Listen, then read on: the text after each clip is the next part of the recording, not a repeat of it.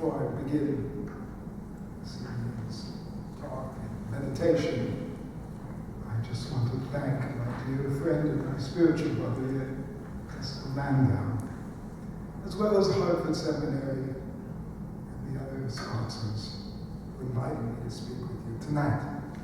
It's been a wonderful, and yesterday, wonderful 2 days, a workshop in the afternoon, teaching together with Yoel, his Jewish mysticism class for the seminary students, and now this final talk this evening, where I've been looking at different aspects of Jewish meditation, and talking about how one builds a meditation practice, how one lives the life of Jewish meditation, and now looking at the role of meditation in the Jewish spiritual life.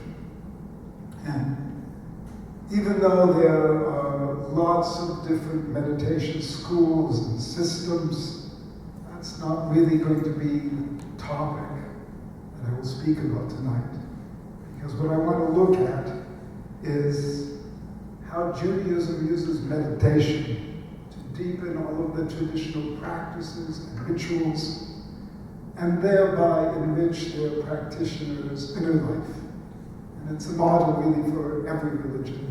But there are a few things that are distinctly Jewish, and at the same time also, I think will help you gain some insight as to how this relationship between the inner and outer practice in Judaism. But before we go on that journey, let me tell you a little bit about my spiritual journey that brought me to the place of standing before you, because I think it's relevant to what I have to say.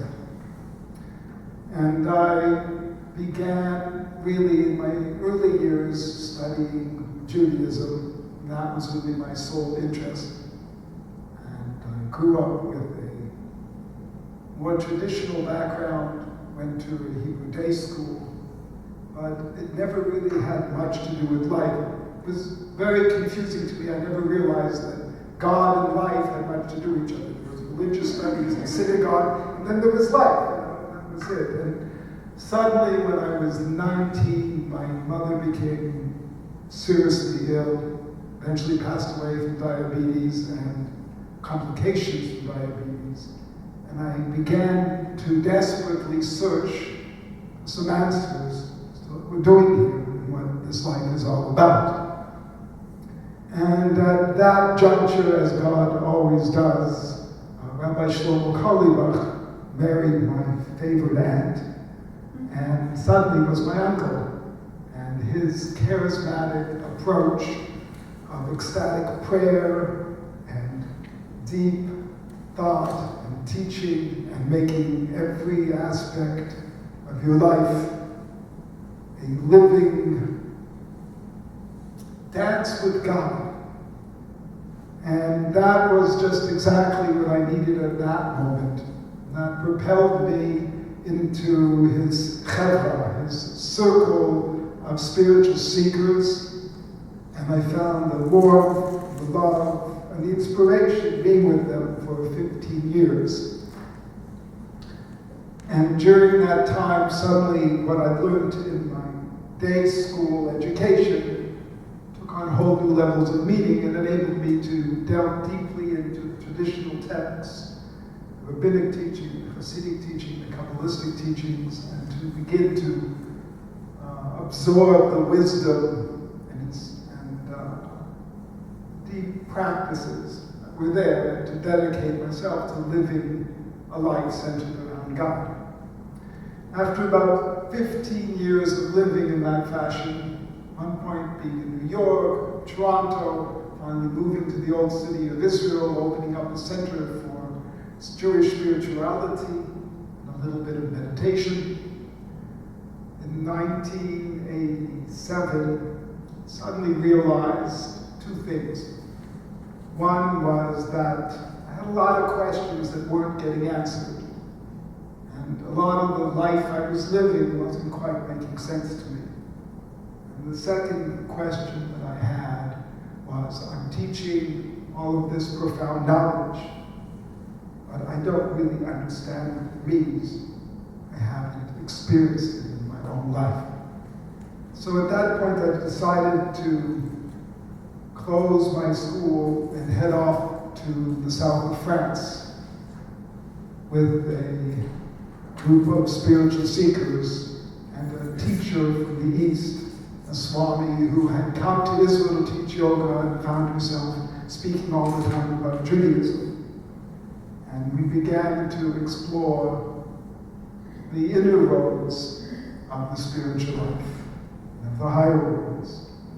And I turned away from this exclusive teachings of Judaism and began to explore Hinduism, Buddhism, Christianity, Sikhism, and a little bit of excursion into Sufi teaching and practice. And suddenly then, my whole life came alive, the teachings came alive in a different way than they had before. And in fact, again, it was another personal moment of crisis that moved me forward to this new phase. And I moved along in this world, living in a small village in the south of France, engaging in a contemplative existence, many hours of meditation, simple physical work, and being with God in nature, my wife, my children, and studying with my teacher, meeting monastic communities, both from Christianity primarily and Hinduism. Spent time in India and in ashram. And then after another 10, 15 years of this journey, I decided it was time to take another look back at Jewish sources. And as I started to look at those Jewish sources, I started to discover that when I looked carefully, in fact, there was meditation in every direction. And that the whole way Judaism was structured was to create contemplative practices that would lift the rituals out of being simply dry mental exercises into living invocations of the presence of God.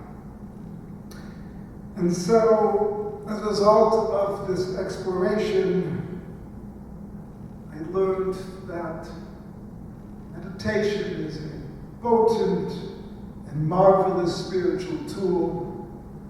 It aligns our heart and our mind with our soul. I learned that it helps us tap into the light, the energy, the consciousness that is in every one of us. I discovered how to live a higher way of perceiving reality around me, and a more refined path of living that I could walk in the world. And this radical transformation in my consciousness that occurred was what I sought to now find a way to discover and share with others in Judaism. And so as I went back to the sources, certain doors opened for me, and I want to share some of those doors to you, to give you a sense of how the teachers over the generations try to infuse the practices with new life and inspiration. And one of the first teachings that was clarified for me was a passage from the Talmud in Tractate Brachot, where it tells us that the Hasidim Rishonim, early pious individuals in the Talmudic times, would shorehead. They would wait for an hour before beginning their prayers. And what this period of shorehead, of waiting, was, what it entailed, not explained in the text, no indication whatsoever. But as a result of my Eastern experience, it was very obvious to me that it involved some form of silent reflection or meditation that quieted the mind, stilled the body, and put those serious spiritual seekers in the right state of mind to enter into communion with God.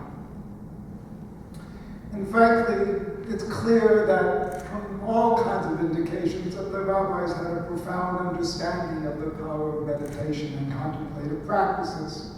And therefore, they went about incorporating these practices into their approach to God, that we call Judaism. And in fact, I think we could say that this understanding in Judaism of meditation and silence goes back even further than the rabbis, the Talmud, to the Bible itself and the stories and the teachings that we find there. And in the book of Kings, we read the story of the prophet Elijah's ascent up Mount Sinai. And he arrives on the mountain and seats himself in a secluded cave. And then he plunges inward in meditation. And we're told that it was not long before the images in his inner reality started to come alive. And first he experienced a howling wind that broke upon the mountain. And then a powerful earthquake that shook the ground around him. And finally a raging fire that burst forth in his cave. But the Tanakh, the Hebrew Bible, tells us that the divine spirit was not in the wind, nor in the earthquake, nor in the fire.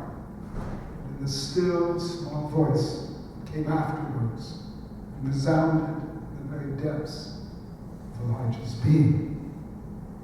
And Elijah was not unique in his use of meditative practices, because when we learn more about his experience, we discover that he's describing the stages we go through as we go deeper and deeper into meditation, till we reach that place total stillness, silence, and emptiness, where we meet ourselves, where we meet God.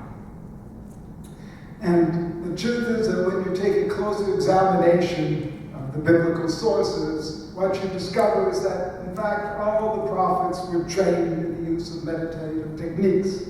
And this training took place in prophetic schools, was set up specifically for this purpose.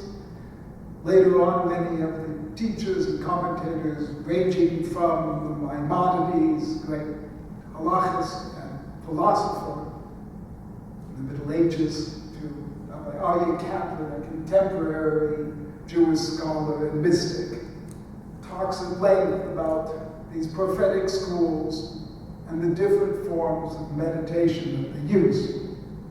And we find a classic example of the meditative activity in these schools in the book of Samuel, where it narrates an encounter that takes place between King Saul and the prophet Samuel and all of his prophetic students at his school in the town, or really the village of Ramah, just outside of Jerusalem, where his tomb stands today. And the Bible tells us that after David's heroic battle with Goliath, David becomes increasingly more beloved in the eyes of all the people. And Saul becomes jealous of his fame and his fortune and the adoration that people are showing to him. So he conspires to murder David. And when the king hears word that David is gone up towards Ramah, the area outside Jerusalem, he sends his soldiers to capture him. And here we take up the words of the biblical narrative itself. And it was told Saul, saying, "Behold, David is at Naioth in Ramah." And Saul sent messengers to take David. When they saw the company of the prophets prophesying in ecstasy, and Samuel standing over them, the Spirit of God came upon the messengers of Saul, and they too prophesied. And when it was told to Saul, he sent other messengers, and the same thing happened to them, and they also prophesied. And Saul sent messengers again the third time, and they also went into ecstasy and began to prophesy. So then Saul himself decided to go to Ramah. He came to the great cistern that is in Seku, another village in the region. And he asked and said, "Where are Samuel and David?" And one said to him, "Behold, they are at Naot in Ramah." And he went there to Naot in Ramah, and the Spirit of God came upon him also, despite his anger, despite everything. And he went on and prophesied until he came to Naot in Ramah. And then the power of these marvels of being in the presence of Samuel and the whole group of his students was so powerful. What happens next, the Bible now tells us. He also stripped off his clothes and prophesied before Samuel and lay naked all that day and all that night. Wherefore they said, "Is Saul also among the prophets?" So we can see that meditation and high spiritual states of elevated and transcendent consciousness were very much a part of Jewish spiritual life in the times of the Talmud and the Bible. And now I want to look at the role meditation plays in the day-to-day life of a Jew. A moment.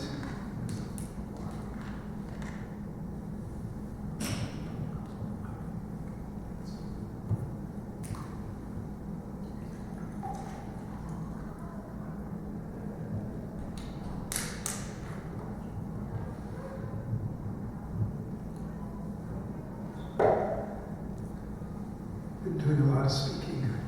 This is getting so let us explore how the rabbis and the Hasidic masters and Kabbalists integrated meditative practice into Judaism, how they've tried to develop the spiritual intuition and sensitivity of Jewish practitioners so that they can then transform these traditional rituals into profound spiritual practices that change the consciousness and bring one into the presence of God. So that no longer mere words, but vehicles for transcending our limited physical awareness and moving into the transcendent consciousness of the infinite and eternal Lord. And we begin looking the world of Jewish prayer. Begin with the essential prayer of Judaism, the Shema. And this prayer begins with the words, "Hear, O Israel, the Lord is our God, the Lord is one.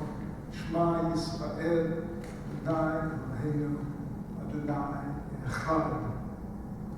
And this prayer is in fact a meditation on the unity of all life. It's an affirmation that everything is from God, in God, and of God. That nothing can exist outside God. Nothing can happen except by the will of God. And this is the prayer that is the center point of Jewish practice. But gradually over time, the rabbis and teachers realized it's not so easy to meditate on oneness.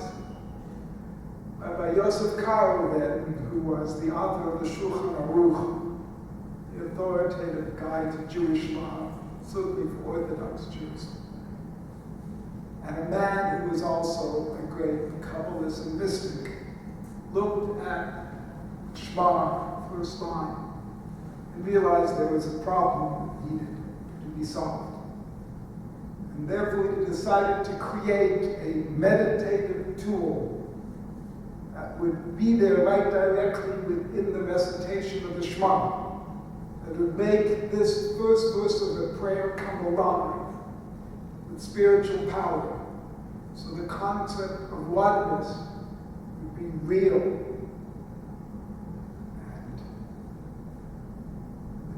grasp of those who are trying to say this prayer. So therefore, in his book, Shulchan Aruch, Prepared Table, he talks about the laws of saying the Shema.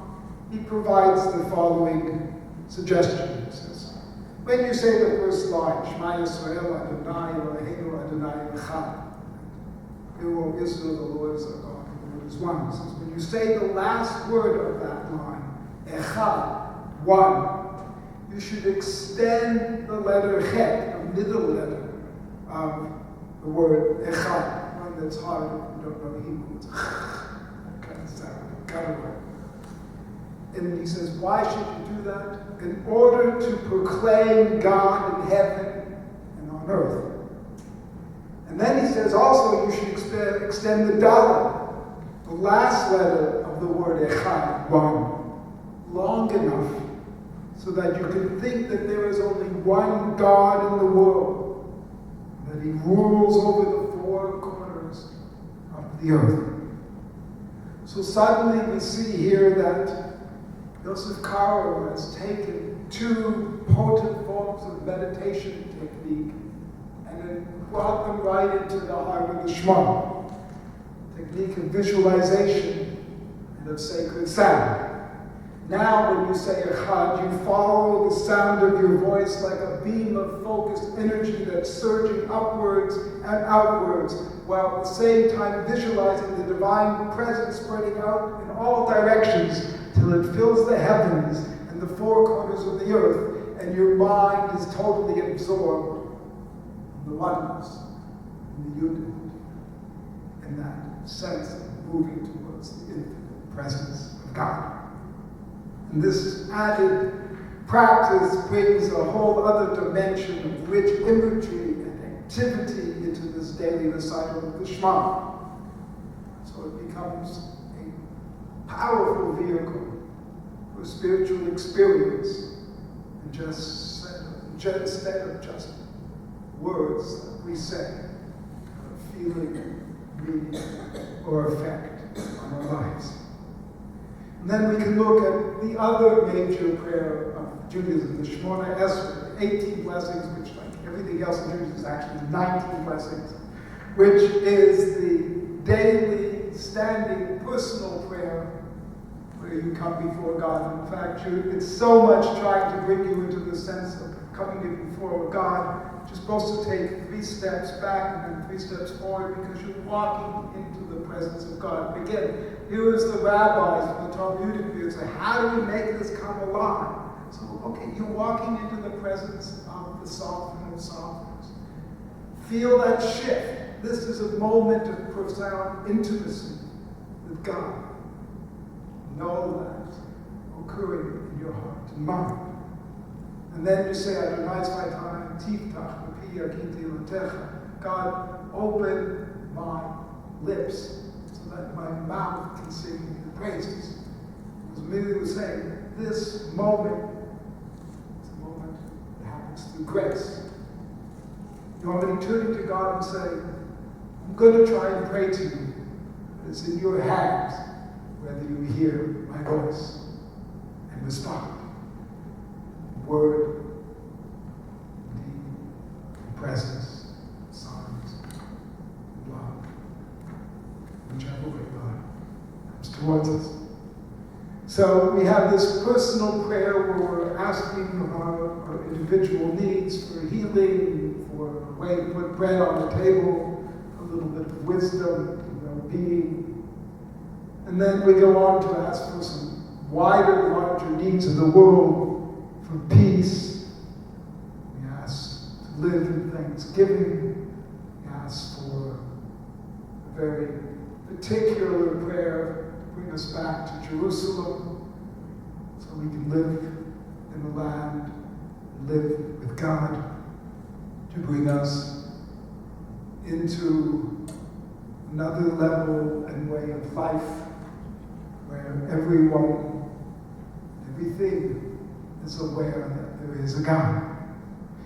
And this is the personal prayers that have created by the rabbis 2,500 years ago and have been been said ever since. Once again, as we move 1,000 years later, in the middle of the 16th century, the great Kabbalist who lived in Sfat, Rabbi Isaac Luria, who was the center of the mystical circle there, that so profoundly affected Jewish practice and mysticism thereafter. Yosef Karo was his contemporaries. And he looked at this prayer and realized that it needed revitalizing. And therefore he took these simple words of personal petition and transformed them into a spiritual ascent into the higher worlds. And as you move through each section of the prayer, you're moving from one world to the next. And each of your words has a potent effect on bringing harmony and spiritual power into both this world and to the kingdom of heaven. And the Baal Shem Tov, who came 100 years ago, so 100 years later, was the founder of the Hasidic movement, decided to make this ascent through the spiritual realm the central pillar of his Hasidic spiritual practice. And he gave elaborate instructions to his Hasidim on how to ascend from world to world, how to enter into each world and visualize it in their minds, so that this whole inner experience became real and alive for them, so that their moment of prayer before God really lifted them out of their limited, narrow state of consciousness and being, and enabled them to touch a whole higher, infinite, glorious, and indescribable realm. And he does that as the contradiction of all meditation, by giving you images and ideas in concrete ways of using your mind to go beyond the mind of the Eastern yogis call using one thought to take another thought out of your foot. Use the mind to go beyond the mind.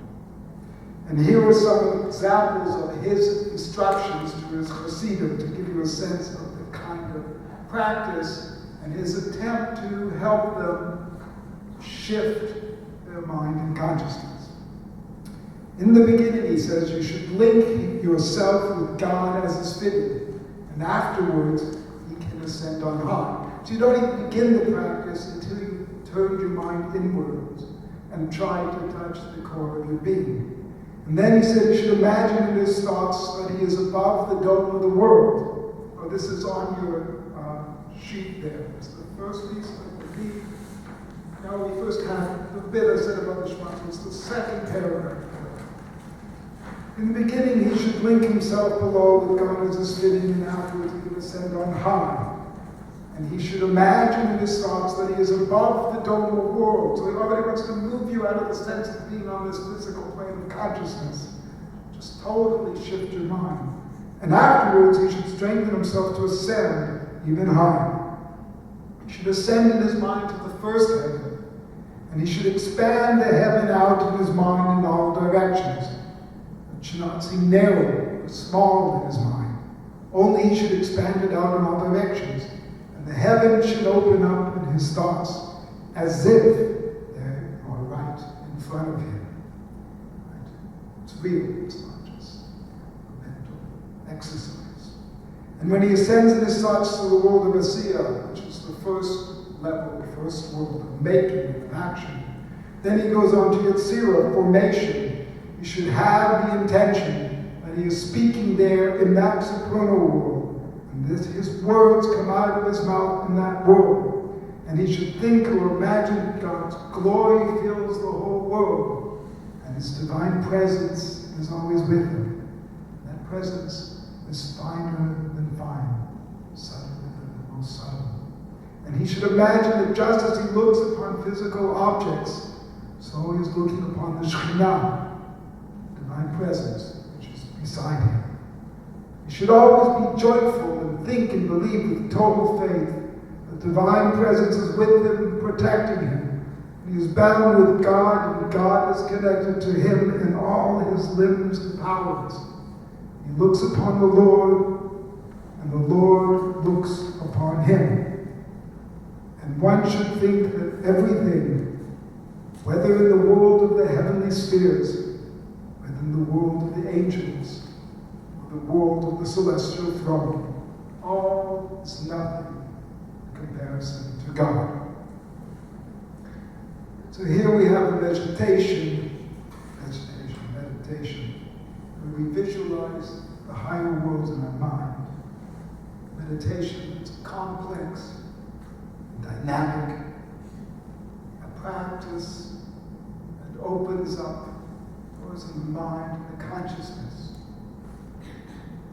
and moves us into another realm of being, feeling, and experience. And it's also a practice that opens the door to another dimension of the role of meditation in Judaism. It's that it teaches us how to be aware of and expand out our inner space. See, when we think, there's a place in our mind where we do our thinking. It's a place in our mind where we imagine the thoughts and images, where we build all those worlds of thoughts and fantasy. We spend time in it every day. Normally, we're unconscious of this mind space. It's there, you just never think of it. During the process of meditation, we become aware of its existence. We learn how to recognize its dimensions, expands its boundaries, until we somehow reach that point where we also learn how to move through that space out towards the Ein Sof, into that place which has no beginning or end. And Rabbi Nachman of Breslov, who was another early Hasidic master, was known for living in constant conversation with God. He taught that the whole essence of meditation and prayer is the movement from this narrow consciousness into a more expansive consciousness. From what they call the Mochen de Katnus, the little mind, Mochen de Katnus, our big mind. And in meditation, one of the things that we're very much trying to accomplish is this expansion of our awareness, expansions of the inner space within our mind. And one of the ways the tradition accomplishes this is through the use of rituals. Because each of the different rituals provides us with a concrete object to focus on our meditation. It's always one of the struggles. Meditation is trying to touch intangibles. You need a tangible object, form, idea, image to take us to that place. In some ways, the more tangible it is, the more accessible that move becomes. So this object in meditation becomes a reference point from which we can lift our mind out towards the absolute. And in order to know how to do this, we first have to learn about our inner space. So, what I'd like to do now is look at one of the mitzvot, the mitzvah of tzitzit, the ritual fringes, and show you how this provides us with a potent spiritual tool for getting in touch with our inner space and expanding our consciousness. For those of you that don't know what tzitzit are, explain that in the book of Numbers, God commands the children of Israel to place ritual fringes, it's called in Hebrew tzitzit, on each of the four corners of the garment. Each seat had 3 white threads and 1 special blue thread. And this blue thread had to be a specific color called ticheret. And here you have a little paragraph on your page. It's taken from the Talmud, where when the rabbis talk about ticheret, they're supposed to explain what the color is like and why it's ticheret, why they have this blue thread. They give us a little imagery instead. You say, you know what? The blue of ticheret resembles the color of the sea. The sea is like the deep sky, which resembles the color of the sapphire stone, which resembles the color of the throne of glory. And the Hasidic masters looked at this rabbinic passage and they saw a tool to expand our consciousness. We look at the ticheret on our tzitzit. Our mind is lifted through a series of images that stretch ever farther outwards towards the infinite.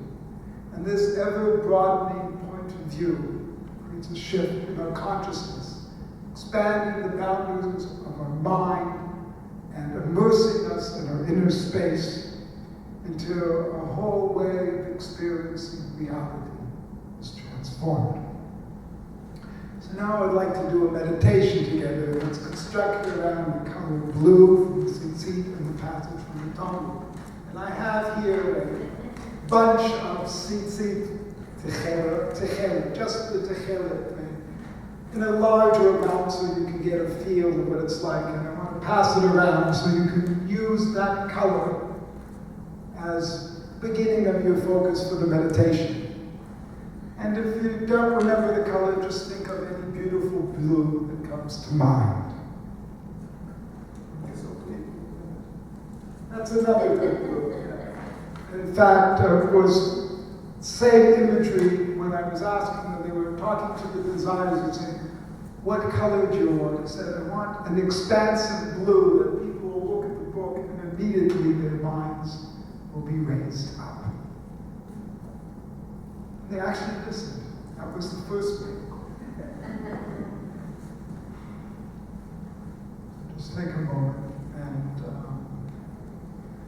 then you can really just find a comfortable position that you can sit in without moving about 5, 7 minutes. And as we meditate, we're going to try to go deeper and inward and not fall asleep. Hopefully it will actually wake us up. But first you need to relax, to let go of all tension and strain in your body.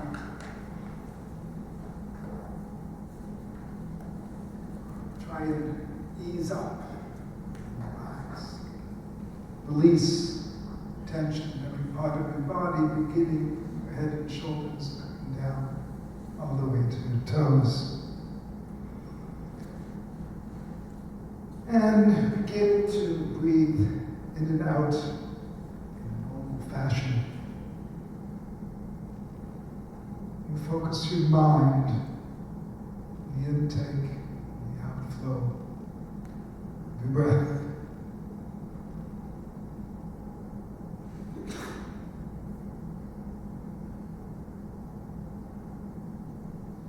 Shut out all of the outside noise. Turn off the inside clamor, let it just fade into the background. For this one moment, try to let nothing else exist. That movement of your breath.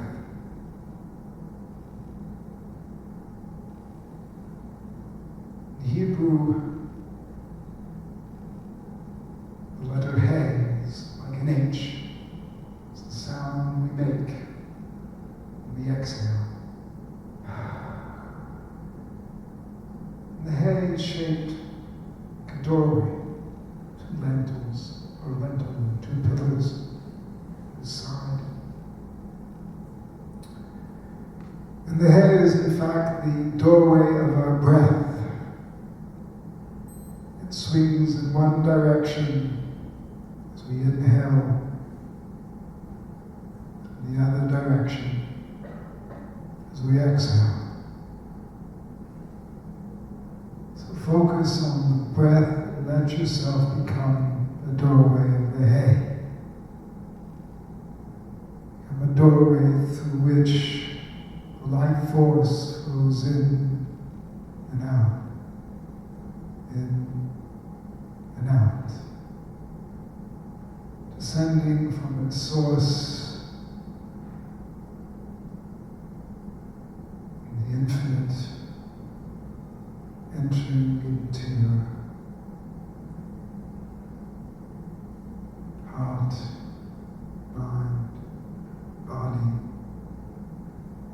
With each inhalation, circulating around, and with each exhalation, descending back up to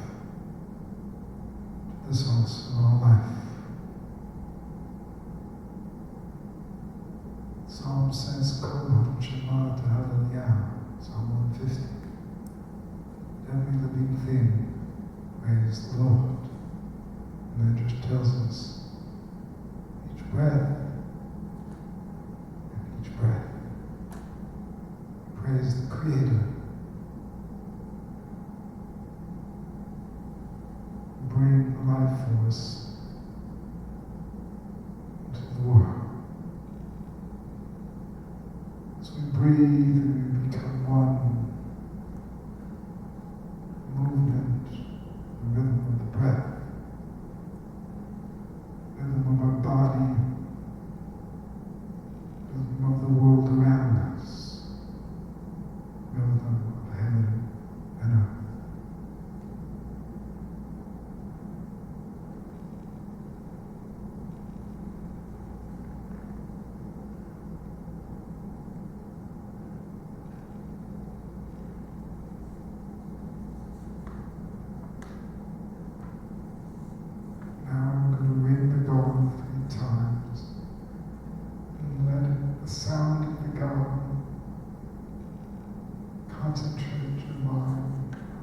Further, as we begin to enter into the images of the Techelet,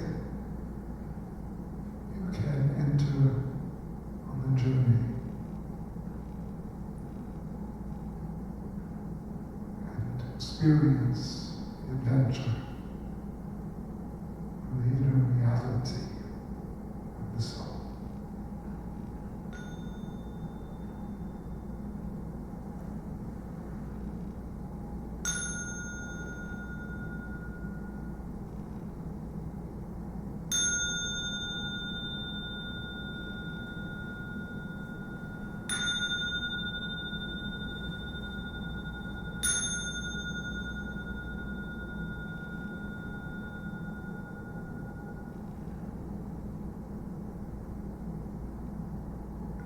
Now visualize a beautiful hue of blue in your mind, possible that lovely deep blue of the Techelet,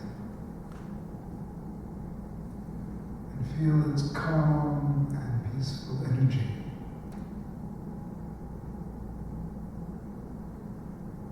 Let the thought of this tranquil color wash away all the strain and tension in your mind.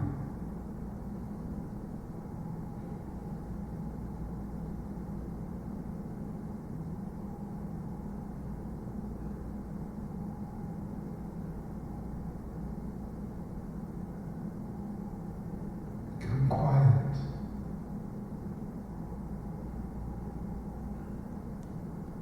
Become peaceful. Become still.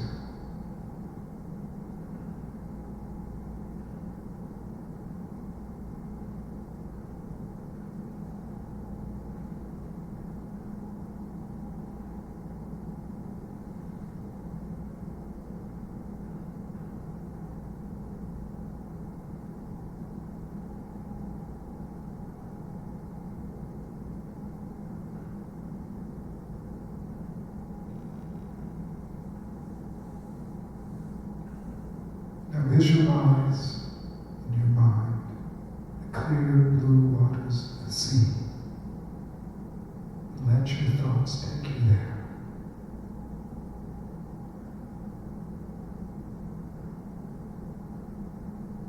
the sound of the rolling waves.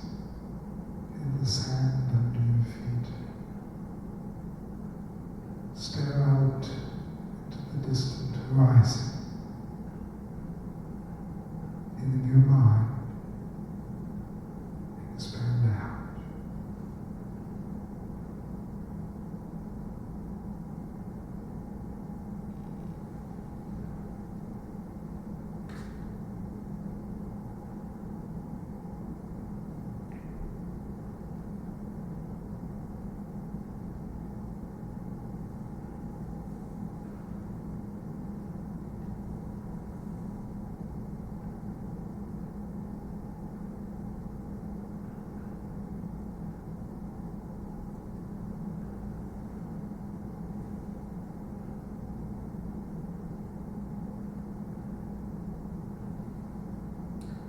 Now turn to the expanses of the heaven.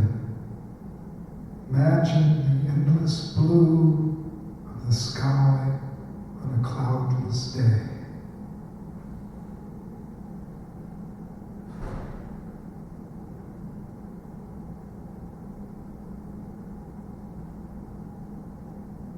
Let your mind stretch out in every direction.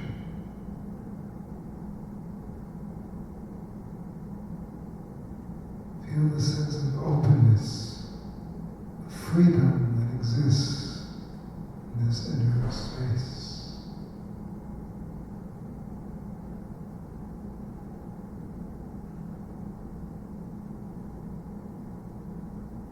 Freedom of being out on the open seas. Freedom of flying through the air.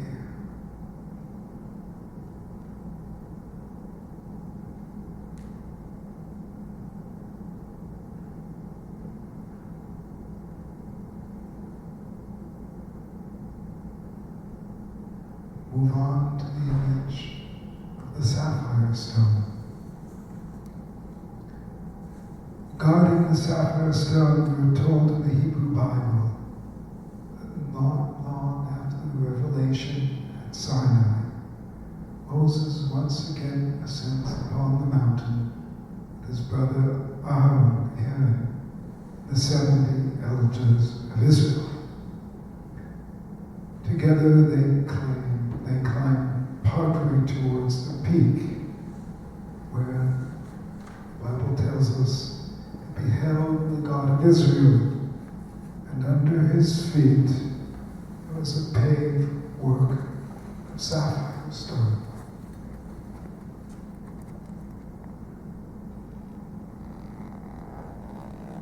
This paved work of sapphire stone is a region brilliant blue light that lies at the very limit of our consciousness. It is the place where heaven meets earth, where the finite touches the earth. Visualize this great vastness of scintillating blue. Feel the exquisite clarity, the immense expanse in this place.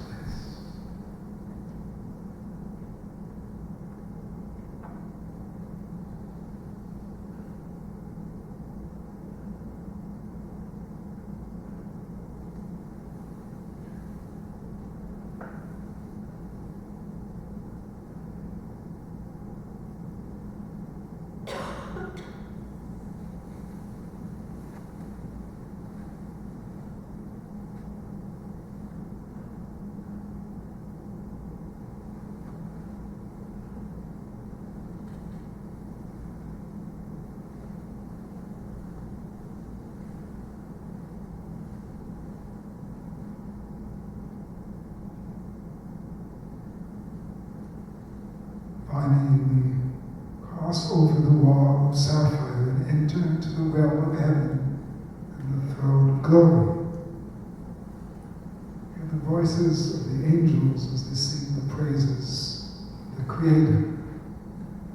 Kadosh, Kadosh, Kadosh, Adonai Tzbaot, Lo Kol Haaretz, Kvodo. Holy, holy, holy is the Lord of hosts. The whole world, the whole universe is filled with His glory. Feel the incredible power and majesty of the divine presence. Experience the dazzling light, tremendous outpouring of love, radiating everywhere, emanating in every direction.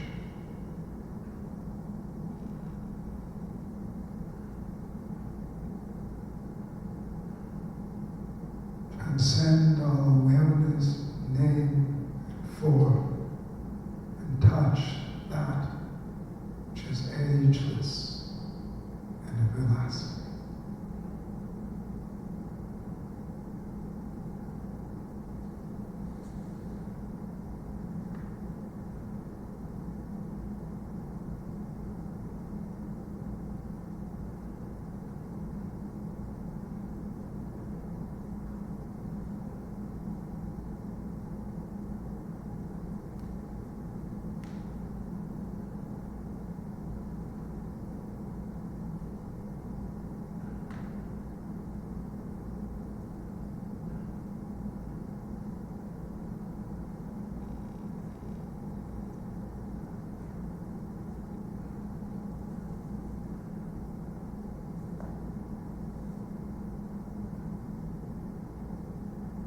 Return to the image of the Glick, of a calm, relaxing blue, and center your consciousness there.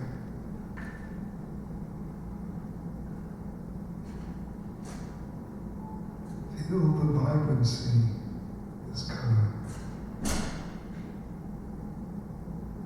Feel its beauty. Feel the peace.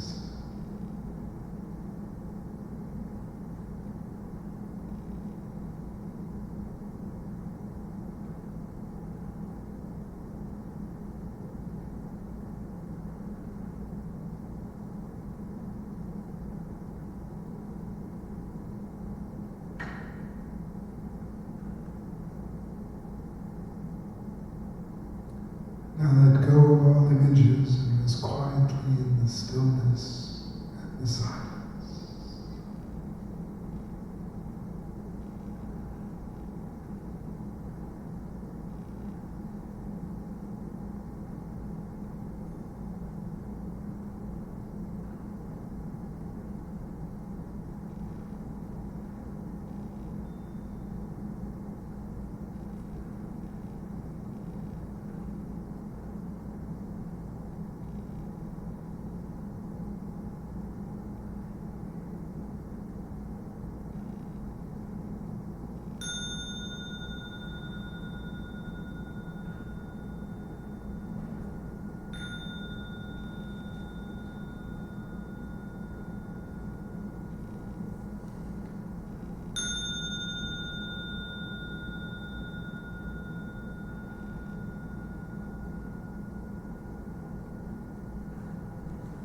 Whenever you're ready,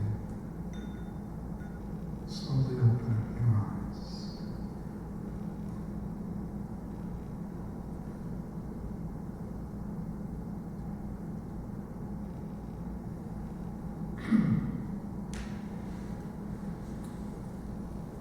Now we'll look at one more way in which meditation is used in Judaism to expand our consciousness. That is through the practice of contemplation and meditation. While Shem Tov considered contemplation, meditation to be an essential component of the inner life of any Jew. Contemplation, we meditate on the great truths of existence, and this reflection transports us, lifts us out of the narrow perceptions of our physical consciousness up into the broad spaces where thought meets being, where thinking becomes seeing, and when the personality merges into the soul, where the human mind touches the universal consciousness. The Midrash rabbinic tradition tells us that Abraham, the first Jew, looked around the world about him, and he could not bear the fragmented reality that he saw. And he began to turn everywhere and ask, Mi bara Eila, who created all these things? And he continued asking this question and contemplating the nature of reality till finally he came to the realization that there was one God over all. And Jews have been contemplating ever since. And in contemplation meditation, we strive to transcend the limitations of our lower, concrete, reasoning, logical mind and lift ourselves into the broad patterns of a higher mind, into the incredible, expansive spaces of the universal mind.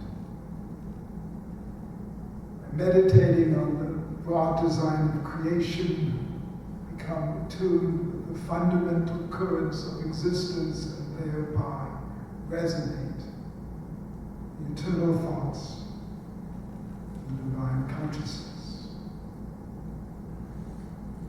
Contemplation requires expansive consciousness and an open mind, because a narrow consciousness keeps us bound to this physical reality. So in contemplation, we're striving to break barriers. That's why Abraham had to see the oneness. He couldn't bear the separateness. Breaking barriers between peoples, between different levels of life, trying to touch the underlying unity behind everything that exists. So God is infinitely expansive and all-embracing. Our intention is to bind ourselves and join with God. We too need to become expansive and all-embracing. Again, the Rabbi teaches us so many wonderful insights in his teachings. He teaches that there's not just the Torah, the Bible, teachings we have in this world. There is a supernal Torah in the heavens that is composed of all eternal truths. And this Torah is the blueprint from which the world was created, which is the source of all knowledge and all wisdom. The Hasidic master Dober Mezrich, who is the successor to the Baal Shem, builds upon this concept. This is what he says. The Torah, he explains, is clothed in all of the worlds. Okay, just have to listen. The Torah is clothed in all the worlds. Each world is clothed in accordance with what the world is. And the tzaddikim, the holy souls, when they rise above body consciousness, so they enter into contemplative prayer and meditation, can touch this Torah, each one according to his or her level. And the higher the world he or she binds themselves to, the greater the expansion of understanding of the Torah they will receive. And the farther away from its source they reach, that the Torah descends, the greater the contraction the Torah becomes. And so by defining the Torah and then religious study itself in this way, the Hasidic masters transformed study from a form of arrogant intellectual sparring which it had become in their time, where the mere rote memorizations of laws and principles. It now was transformed into a sublime journey into the universal mind of God, to that transcendent space we touch infinite and eternal truths upon which the universe has been founded. And the Baal Shem Tov was so concerned about his Hasidic study remaining a contemplative pursuit. He gave them a whole series of instructions about learning that they should prepare themselves with when they go. Yes. Sorry, I forgot to remember exactly which teachings I've written for you.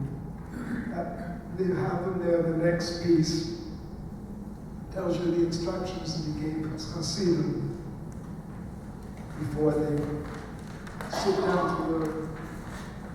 It's on the back page of the top of the second slide. The first instruction tells them, when you sit down to learn, before you even begin, think in your heart that God has been contracted in this very space where you are learning.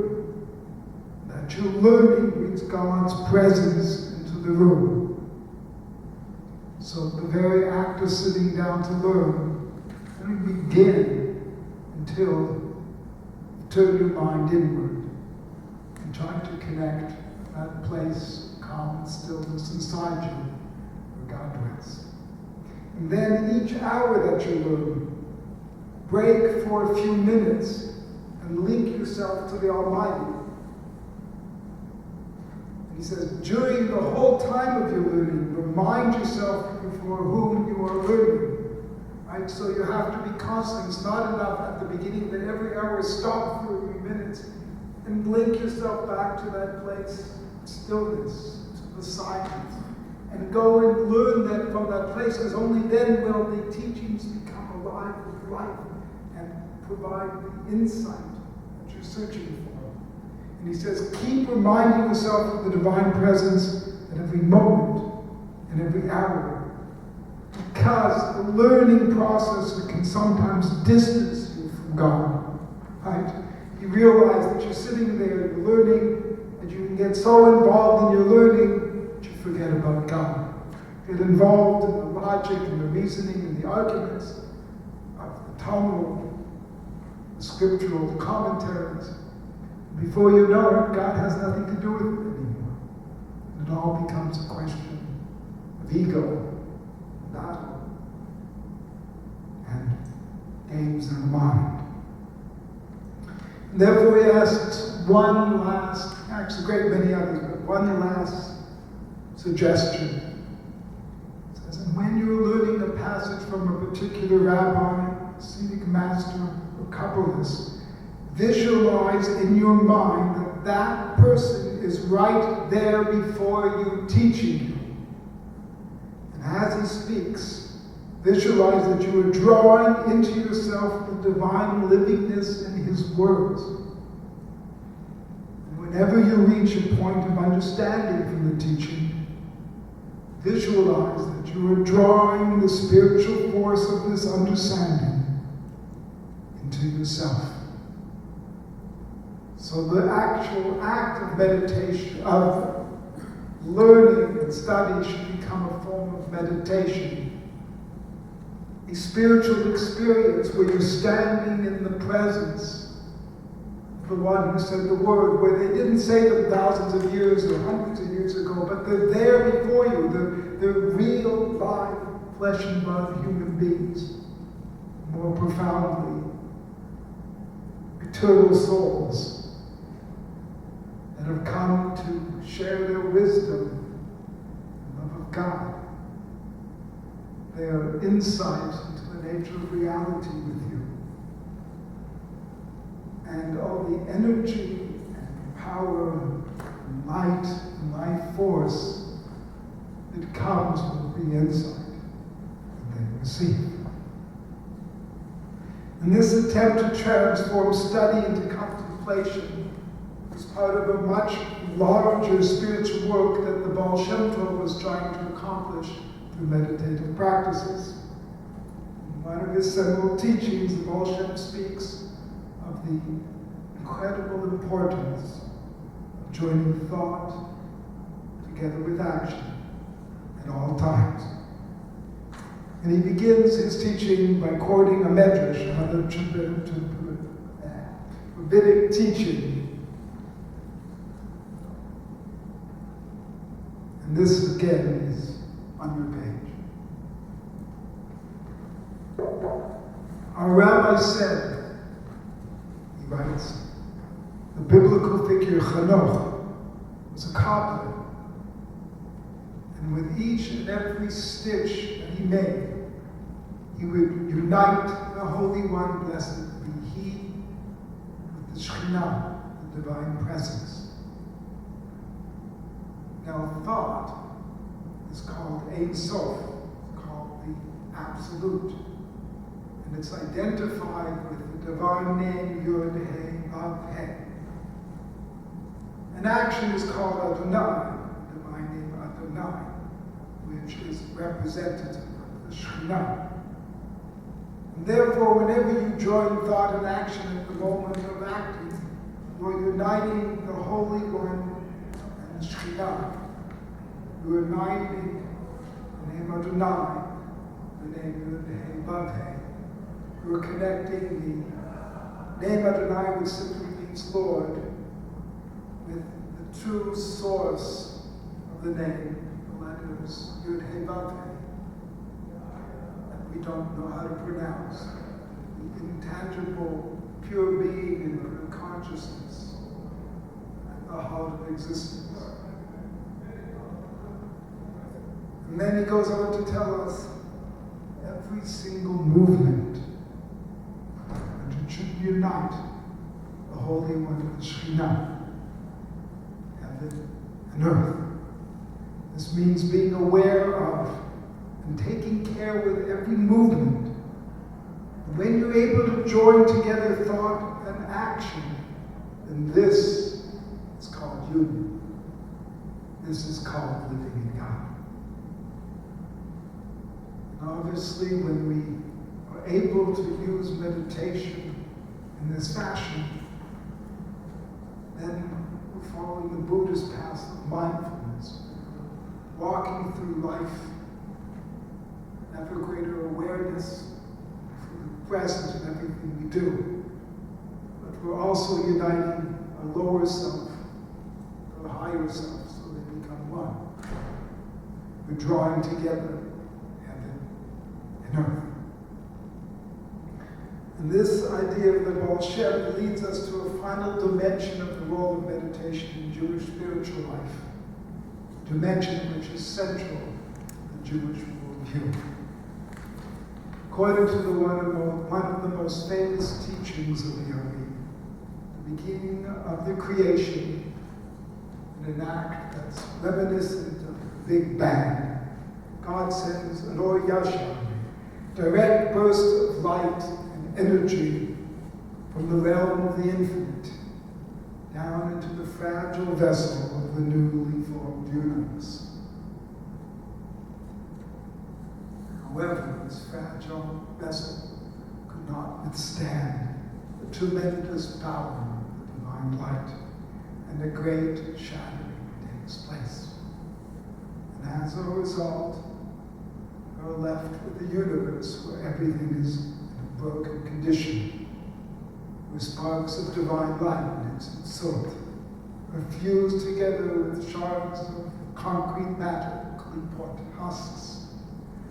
And everything that exists becomes a mixture of light and darkness, good and evil, of joy and sorrow,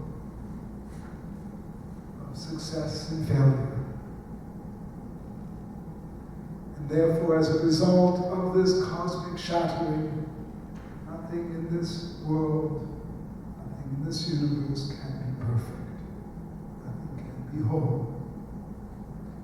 Everything is in a state of essential brokenness.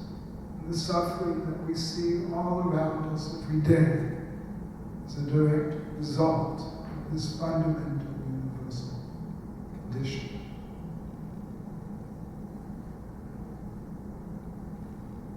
Now, if this was the whole of the Ari's teaching, I said last night in the class, I suspect that people would have stopped learning his books a long time ago.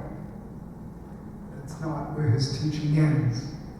He also gives us a powerful message of hope.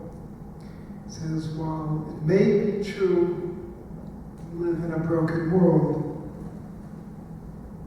that brokenness does not have to be forever. Amid the brokenness, there is the possibility of tikkun, of fixing and repair, the possibility to make the world whole. When we return the universe to its state of unity and harmony, by liberating the divine sparks that are trapped inside all living beings and all creatures, and releasing their spiritual radiance into the world. We accomplish this task by becoming vessels to hold God's eternal attributes, becoming the instruments through which divine love, compassion, generosity are manifest in our world. And therefore, Jewish tradition, meditation, contemplation are intimately linked with service and action. Tikkun nefesh, which is the repair of our soul, is bound together with Tikkun olam, the repair of the room. The practice of meditation, prayer, contemplative study, and spiritual disciplines, we build up a reservoir of spiritual power. We harness all of that spiritual energy and use it to relieve the suffering we see all around us in acts of loving kindness and selfless service that act to heal and uplift our world. This idea lies at the very heart of Judaism, and it's expressed in the vision of our ancient prophets that we began our talk speaking about. It's the fruits of their meditation practice. They spoke of a world where peace, and justice, and compassion would reign supreme.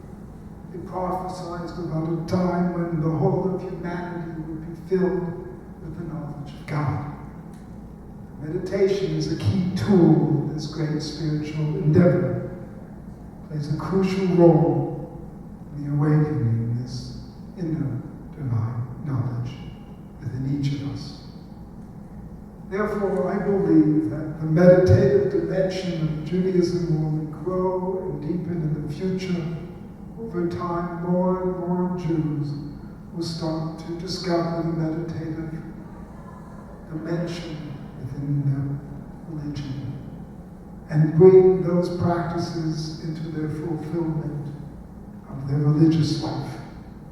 So once again, meditation becomes an essential part of every Jew's spiritual life, just as it was in biblical times, so very long ago.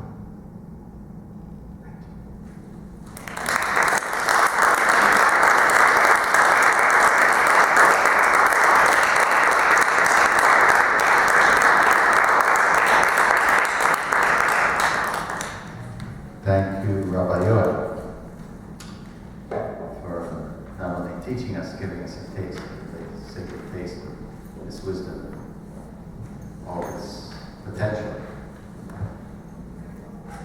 I invite your reactions. Yoel is happy to hear how this has touched you. Or not. Questions, comments, thoughts, feelings.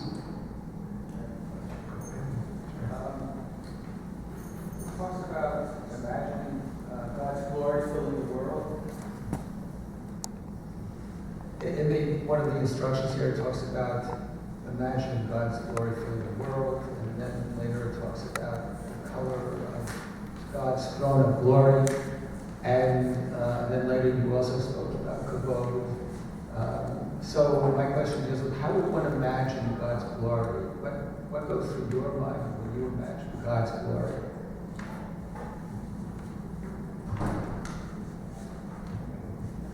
So I think that everyone's got their own personal language through which they relate to God. I think that's the first thing to realize. There were certain images, experiences, feelings that bring each person, awaken their heart, their soul, and take them closer to God. And therefore, in a way, whatever I say, it may be different than someone else's, because it's how God brings me close to him or her. At the same time, I also want to say it's a totally, constantly evolving process. That the way I experience God's glory today, imagine it, think about it, is so totally different than the way I imagined it 10 years ago, 20 years ago, 30 years ago, 40 years ago. I won't give away how old I am by going even back. But our experience, we begin with simply the creative imagination.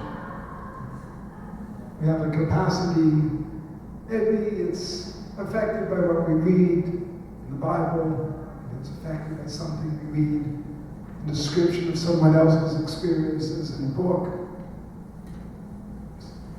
Maybe it's something we read about the Kabbalah. Maybe it's someone describing their own inner experiences. And as we read these various experiences, certain things resonate within our own heart. And when we try to begin to imagine God's glory, we take those images and try to form them in our minds.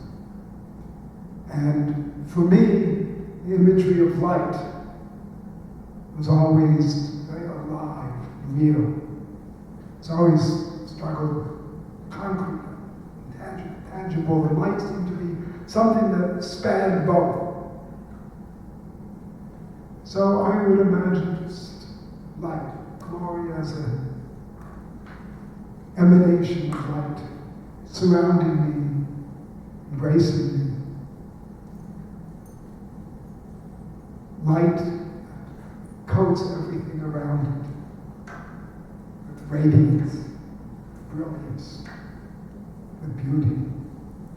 Makes it all radiate, scintillate, sparkle. And then later on, as I moved into experience, so then that led me to an experience of God. And then that glory had tangible dimensions that came from my experience. The glory was filled with love. Glory was filled with bliss. Glory was filled with a sense of tangible embrace. And continuing onward as my own inner experience grew and evolved. And each time I reached another level, I said, oh, I thought I'd experienced God's glory. That was nothing. This is God's glory. And I'd have the next experience and I'd say, wow, didn't know what I was talking about. This is real. This is God. Not long after, maybe sometimes long after, it could be 5, 10, depends. You never know when God will come to visit in all his glory, as he does with Moshe on Sinai. And each time that experience deepens, grows, and transforms, becomes more and more indescribable, yet describable. More and more you realize that really know, you can't know the depth of what God is. But you can touch the edges of his coat, like, right? Moses goes towards God on Mount Sinai. He says, show me your face. And God, I can show you my back and my face. And then he says that. And Moses hides in the cleft of the rock. And God passes all of his glory over him. And that was enough for Moshe to fall on his face and say, Lord, Lord, compassionate Lord. Come out with one of the most beautiful and poignant prayers in our tradition. Powerful prayers in our tradition. And the Medrash says that what he experienced was like the end of God's robe, his royal robe as it was passing by. So that's what we can touch like the edge of the robe. Sri Ramakrishna, the 19th century Indian sage, used to say that you put your toe in the ocean, you're in the ocean. It doesn't matter. You don't have to be in the whole thing in order to experience it. So we stick our toe in the ocean of God, and we feel God. The more we learn how to swim, the deeper we go into that ocean. The more we're able to have a sense of its breadth and its depth, and the creatures that inhabit it. The water feels like waves. And then we reach a place where we're so far to the ocean that we can't see or experience anything else. And all there is the ocean. And the analogy would work. You actually dissolve within the ocean. And come up with it. And all the ocean there are more. In India they say it's like a salt dog walking into the ocean. The dog goes of salt. Slowly it dissolves until there's nothing left. That ocean. So that's how I try to imagine, experience, live, immerse myself in God's glory and make it alive. Every one of these techniques in my book, there's 19 different techniques in my book, and in living the life of Jewish meditation. And each one opens another door to take you into the presence of God. Because everyone likes a different kind of food. Everyone likes food prepared a different way. Everyone's nourished in a different fashion. So everyone needs their own pathway to come. But once you follow your pathway and get that first bite, then you learn how to feed yourself. And then you get to eat the whole meal. So, the importance is the continued practice, trying to use all of our life, religious rituals, prayers, take us into that inner place. And then the whole thing becomes real, more and more real. And then we know we're living the life of Jewish meditation, living the life of true religion, living the life of our true self, fulfilling our full potential, discovering the reasons and purpose for which we've come into the world. Yes.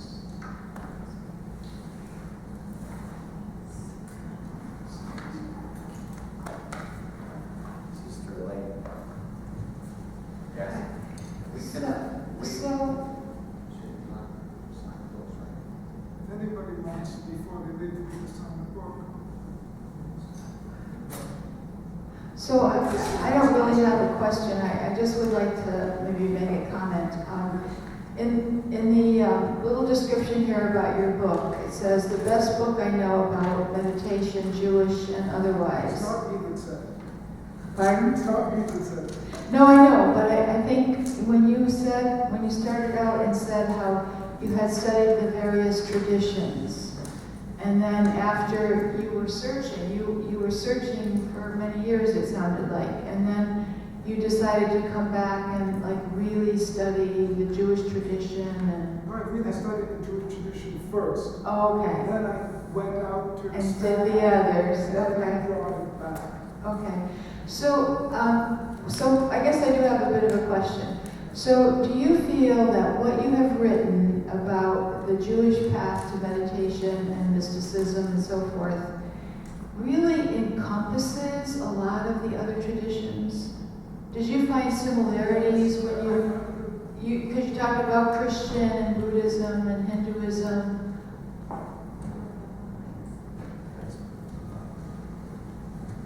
I most definitely did, and I think that's the foundation of my spiritual life, was discovering the interconnectedness of the different traditions, and that there was a wonderful cross-fertilization that's taking place in our time.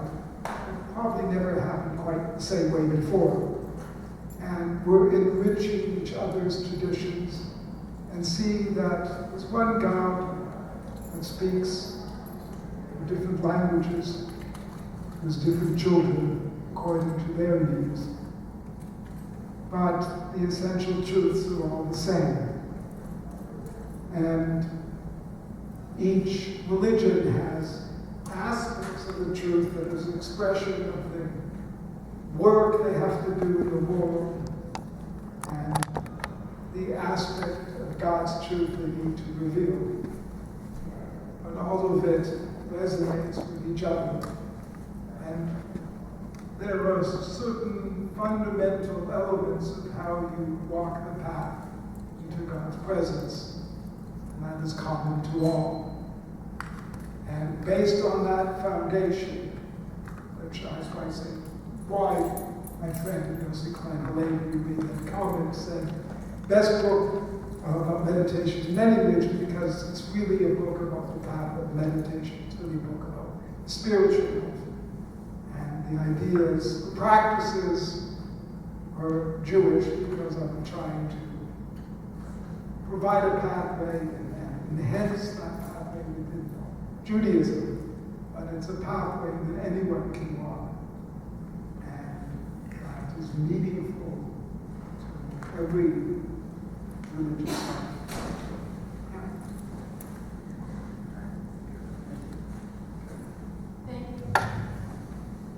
I think of meditation as an individual experience, and I think of Jewish worship as a communal experience. And I'd like to hear your explanation of how can I take my growing, right now it's small, but a growing notion that I can have a meditation approach to Judaism. How can I bring that to communal worship?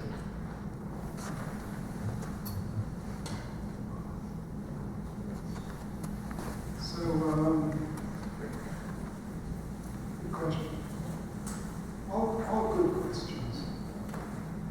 Just want to mention that chapter 15 is entitled Individual versus Group Practice. Are we better off meditating alone or with others? That's a change, And I live that thing. lovely to meet you. Thank you. So what I think is that really there's two aspects to meditation practice. Meditation in a group has its own spiritual power and brings various elements into play that isn't there when you sit alone. And in fact, both should be part of anybody's spiritual life. And Judaism both appreciates solitude.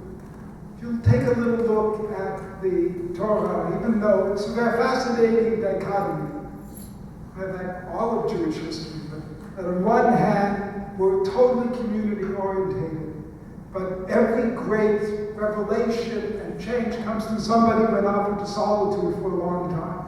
Right? Abraham, the first Jew, leaves his home, his family, everything he knows, goes off into the unknown, all by himself with nobody. Right? Yaakov has his transformation into Israel when he's standing alone at night in the darkness at the end of his strength. Moshe Rabbeinu, Moses, goes up. First he's a shepherd in Midian by himself, flocks for years. Then he goes up to Mount Sinai alone for the burning bush experience, comes back, goes up for 40 days to Mount Sinai alone. So this solitude is part of it, yet what do they bring back? Teaching for communal living, teachings for how you find God in communal life. And this movement between the two is there everywhere in Judaism. You have right in the Torah, it says, God says, Asuli mitash v'shulchanti b'tocham, make me a sanctuary and I'll dwell among you. Well, the Baal Shem Tov says, it says b'tocham. The word for among you is b'tocham, which means really in you. He says, well, the temple isn't something that everybody gets together and builds. The temple is something inside each and every person. So you can't get away from it. It's moving back and forth before. And then you have the Baal Shem Tov going further. He's saying, before I came to this world, I told God, I'm not going down there. The place is crazy.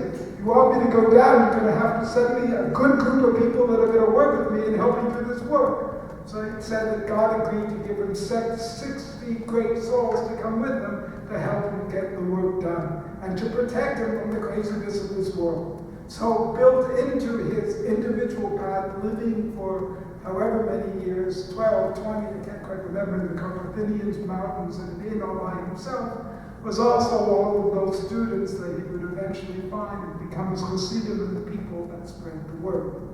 And, when you're on your own, you can go very, very deep. It's hard to do. A lot of people just simply getting on that chair back, whatever you're doing every day, is a tremendous challenge. And keeping it up. You belong to a meditation group. That helps. Everybody else is going, you go too. They're sitting down, you sit too. They don't get up 5 minutes after you started. You don't get up also. On the other hand, trying to get a bunch of people together, getting them to come at the same time, etc., can be in itself a crazy headache. So at the same time, group work has its problems. And this one comes late, and this one moves a chair around, and the other one coughs, and moves the whole time. Everyone's got their own particular things, right? And then that's only in the meditation room. What happens outside the meditation room between people we won't even talk about. And on the other hand, you have a group of people, right? In Judaism, we don't daven unless we have a quorum, a minyan. Minyan is 10 people, or 10 sifirot. We don't start to pray until we have a full spiritual body, until all the different spiritual qualities, attributes, energies are present. And then in that complete spiritual structure, we can really begin to receive the divine presence. So there is a power. The sum is more, the whole is more than the sum of the parts. And when you sit in meditation with a group of people, especially over time as you build resonance and relationship, something more happens, something else comes in. So there's power to spiritual meditation in a group that you can't find in individual practice. So both of these are really important parts of life and very much part of communal, of Jewish living.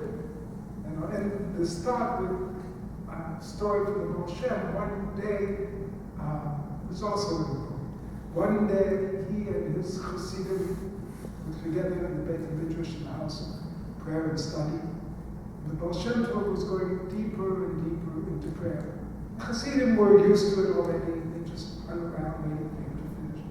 An hour passes, another hour passes. Finally decide, he's going on so long, they all get up and leave. Later on in the day, they come back again to another mincha, right, for the afternoon prayer. Baal Shem Tov comes in and says, I want to tell you everyone's story. He says, once there was a kingdom. And in one corner of this kingdom, one day, this most beautiful, a magnificent rare bird came and perched on the top of the tree. And everyone tried to get up and get that bird, but nobody could get there. It's just too high.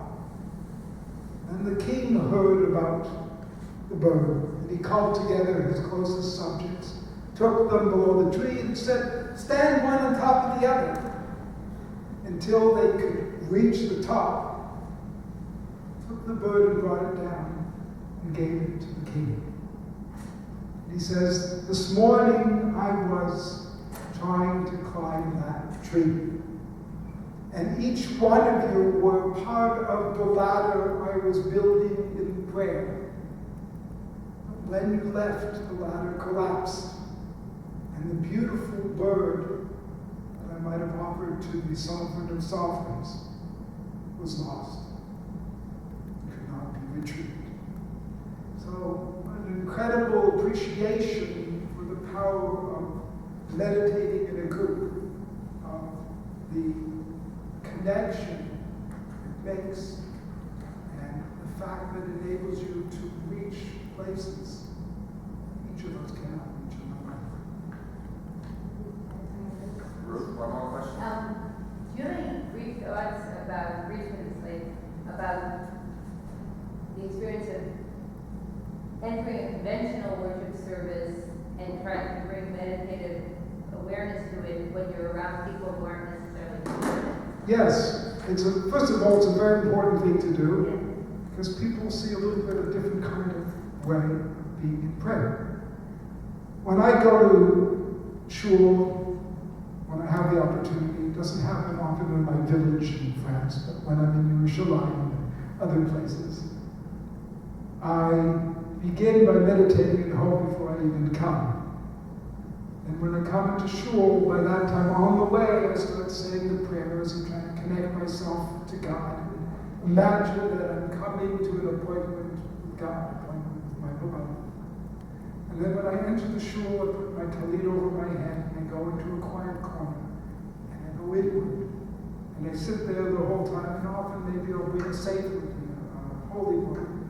And when I'm not deep in prayer, I'll be reading passage to try and expand the mind, or listening to the prayer itself in a meditative state, or listening to the chanting of the scriptures, trying to have a contemplative appreciation and connection to it. Then, I don't talk to anybody. No one's going to get a social word out of me. In fact, several people have felt very frustrated sitting beside me because I just pay absolutely no attention. They've also discovered that there's a different way to be in synagogue, and that it's really supposed to be a house of prayer.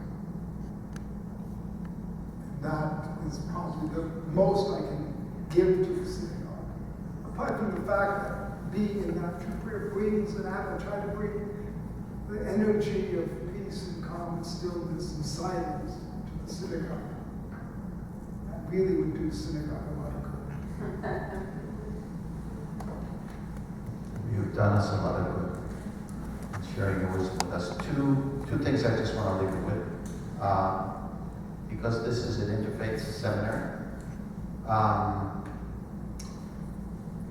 two things. Number one, this is the only book you'll find that has Rabbi Menachem Mendel of Vitebsk and Sri Ramana Maharshi on the same page.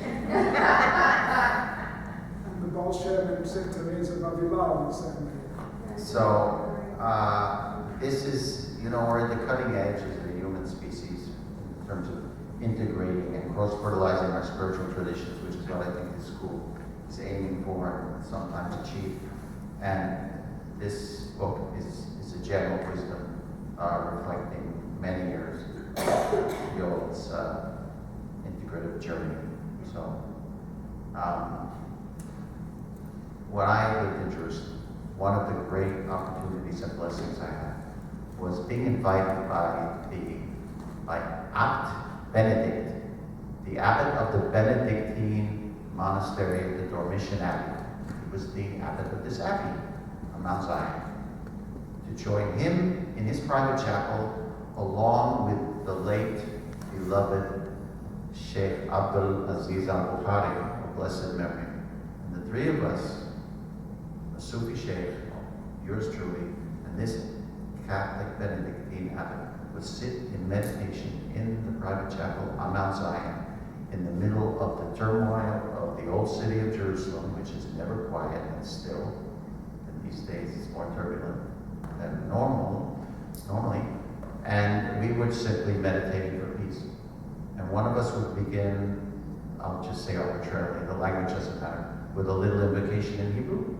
And then halfway into the hour, an invitation, let's say in Arabic. And at the end of the hour, an invitation in German. Abbot Benedict's language. And it was an amazing, uplifting experience of all three sacred traditions in one place, trying to bring the presence of God in the middle of a turbulent, conflicted reality. So that's what we are trying to do. Each our own little piece of the edifice of the sacred shrine, however it is conceived, but we are all the builders. Have a good night. And Yoel will be sitting out here.